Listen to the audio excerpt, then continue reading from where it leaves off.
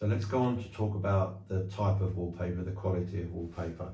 The paper I've got today was from a company that I discovered at a really good price. Now, there are two different types of make of paper.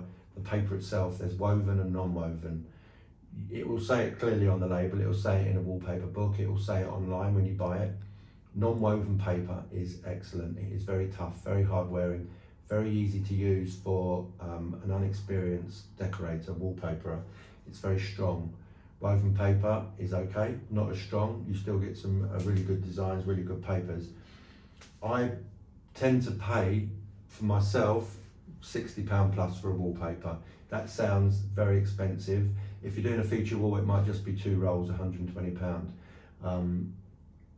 I think you'll find, I know you'll find that you get what you pay for with wallpaper. It's not just the design you're paying for, you're actually paying for the quality of paper. One way of telling is the size of the roll. This roll is thick. I know the paper is very thick here because every roll's 10 meters. So if I get a paper with a big, thick diameter here, I know this is thick paper, it's going to be good quality. If you get a roll of paper that looks like wrapping paper, Christmas birthday wrapping paper, you know it's going to be poor quality. You will have problems hanging it.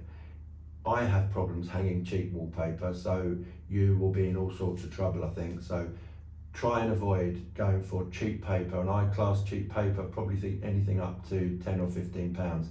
Once you get above that into the 15-20 pound range, then you're getting reasonable quality.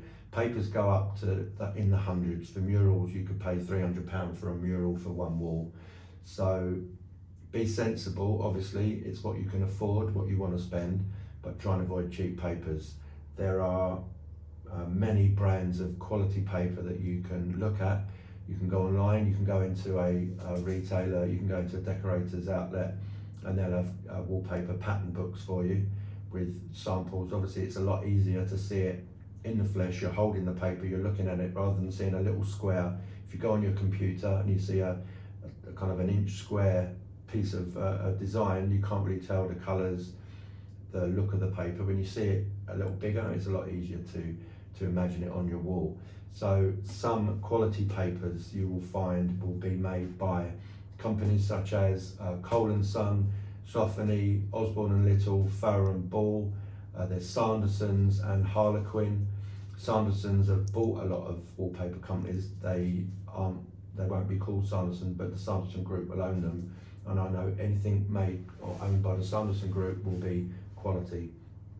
When I turn up at a job and a customer presents me with a wallpaper that's very expensive and says to me, I had a decorator or I had a painter working here, but he wouldn't hang this because it was so expensive, he was a little nervous.